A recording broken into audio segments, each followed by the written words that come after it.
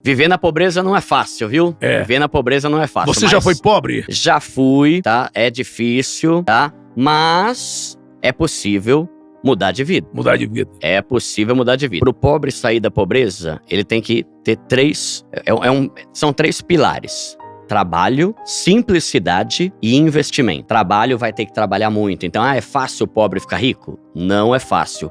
Vai exigir esforço e muito trabalho. Segundo ponto, simplicidade. Se o cara trabalha bastante, mas gasta bastante, ele nunca vai conseguir montar patrimônio. Então ele tem que ter uma vida simples e minimalista. Não sei se você sabe o que é isso, mas é você viver com pouco, na simplicidade, viver um nível abaixo do que você poderia, né? Pra quê? Pra que você consiga cumprir o terceiro pilar, que é o do investimento. Qualquer pobre consegue mudar de vida se ele trabalhar bastante, tiver uma vida simples e investir um valor todo mês, que é isso que vai criar o patrimônio dele pra ele sair da pobreza. Eu costumo dizer, PJ, que a pessoa ela não é rica pelo que ela usa, ela é rica pelo que ela tem no banco. Pobre consegue mudar de vida quando ele percebe que é muito mais inteligente multiplicar o dinheiro que ele ganha do que simplesmente gastar. Então, se o cara ele quer gastar tudo que ele ganha, ele vai ser sempre um pobre que gasta o dinheiro que ele ganha. Mas não vai ter patrimônio, não vai ter casa própria, não vai ter investimento, não vai ter, sei lá, imóveis, por exemplo, né? Então é complicado, tem que multiplicar. Existe pobre otimista? Tem. E o pobre tem que ser um otimista. Otimista. O que ele não pode é ser um pobre acomodado. Acomodado. Tanto que eu falo, né, que o primeiro passo pro pobre sair da pobreza é ficar indignado com a pobreza dele. Você não pode ter preconceito com a riqueza, senão como que você vai alcançar aquilo que você tem receio, aquilo que você tem medo? Ou gente que tem preconceito com o rico. Eu odeio rico, eu tenho raiva. Isso eu já vi. Já deve ter sofrido com isso, né? Ah, demais. Sim. Eu odeio esses caras que andam com BMW. Cara, você pode ter alguma certa irritabilidade com gente que não tem caráter, com gente má, com gente que humilha as pessoas, mas o fato dela ter dinheiro ou não faz dela necessariamente uma pessoa boa ou ruim. Mas, o que eu sempre digo é, tente encontrar algum motivo de satisfação na sua vida, independente de quanto dinheiro você tem. Que é o caso dos caras que estavam jogando truco no trem. Mas não se acomode à pobreza, porque é muito melhor você ter dinheiro do que você não ter. O pessoal fala, né? O dinheiro não traz felicidade. Com certeza traz. Né? Até pra quem tá triste, é melhor você tá triste em Paris do que tá triste em Osasco. Exatamente. Eu sou a favor da simplicidade, aí é a minha opinião. Tá. Tanto antes quanto depois do enriquecimento. Por quê? Quando você é pobre, é a simplicidade, lembra que eu falei? Trabalho, simplicidade e investimento. É a simplicidade que vai te deixar rico. Se quando você ficar rico, você esquecer totalmente a sua simplicidade, é muito provável que você vai voltar pra pobreza. O Ronaldo, por exemplo, né, o R9, esses dias falou num evento, em algum podcast, que a maioria dos jogadores que fazem fortuna, depois de 5 anos já estão pobres de novo. Por quê? Não tem cabeça. Ostentação, não estudou, não tem educação financeira, não tem autocontrole, esqueceu totalmente a simplicidade,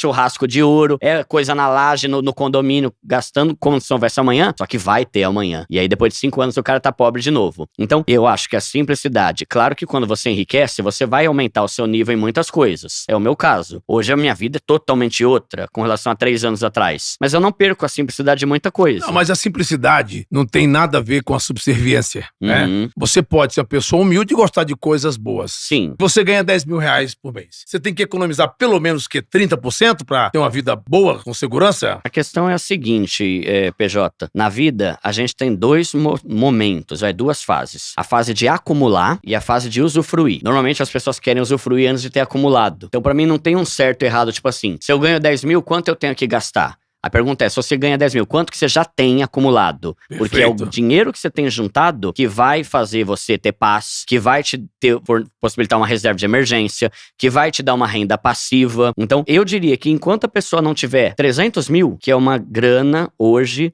que vai fazer pingar ali mais ou menos 2.500 por mês, se controla, vai montando, vai fazendo. Você pode melhorar o seu nível, só que investe mais. Tanto que eu tenho uma regra, o PJ, se você me permite. Fica à vontade. Quem sou eu, né, pra querer. Não, fique à vontade, falar. eu tô ouvindo você falar. Tá.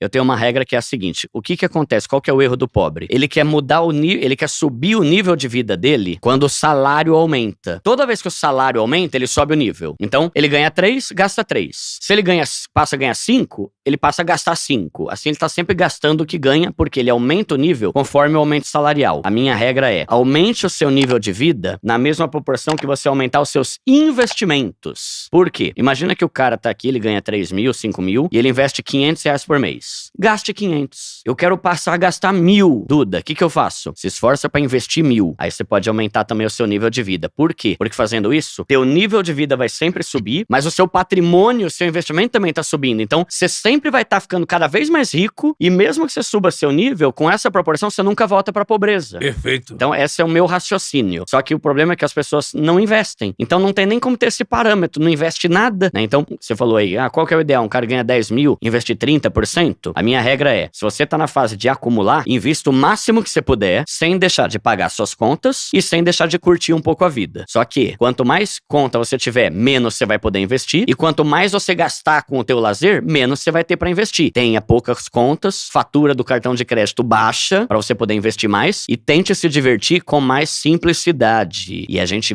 pra nós que moramos aqui em São Paulo, tem muita coisa de graça ou muito barata pra você se divertir. Só que o cara quer gastar o quê? Ele quer ir na balada de rico. Aí ele vai lá e deixa em 2 finais de semana 30% do salário dele. Aquela champanhe com foguinho. Exato. Né? E que você agora pode. É LED, né? Eu posso. Você pode, mas a pessoa tá na fase de acumular. Você já tá na fase de usufruir, né, ô PJ?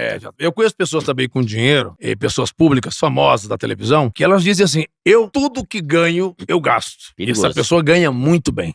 Mas tudo que ela ganha, ela gasta. Então, não é, como você falou, quanto você ser rico, não é quanto você ganha, sim quanto você tem. Né? O seu patrimônio. O seu patrimônio.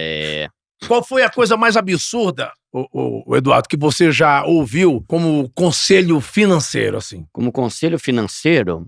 Cara, na verdade não é que é absurdo, mas pro meu público, que é o pobre, eu vejo muito vídeo falando que morar de aluguel é melhor, e não é. Não é. E a segunda, use cartão e parcele tudo pra você ganhar milha. 2 maiores cagadas que falam pra um pobre. E se o cara der ouvido, ele vai se ferrar a vida toda. Não vai ter casa, não vai ter imóvel, não vai ter patrimônio e vai ficar sempre endividado. Porque enquanto você ficar parcelando coisas, você vai ter dívidas. Então, não é que é um absurdo pra qualquer pessoa, mas pro pobre, eu sou totalmente contra falar pra ele viver de aluguel. Porque hoje a parcela de um apartamento pra uma pessoa de renda de até 8 mil é menor do que o valor do aluguel. Então, é menor e você vai ter um imóvel no final. O aluguel é mais caro. E esse problema do cartão de crédito, para quem não tem educação financeira, para quem é impulsivo, para quem é descontrolado emocionalmente, você vai fazer besteira o tempo todo. A média de fatura do cartão de crédito dos brasileiros é R$ 1.200 por mês. Como que a média de fatura é 1.200 num país que o salário mínimo é 1.400?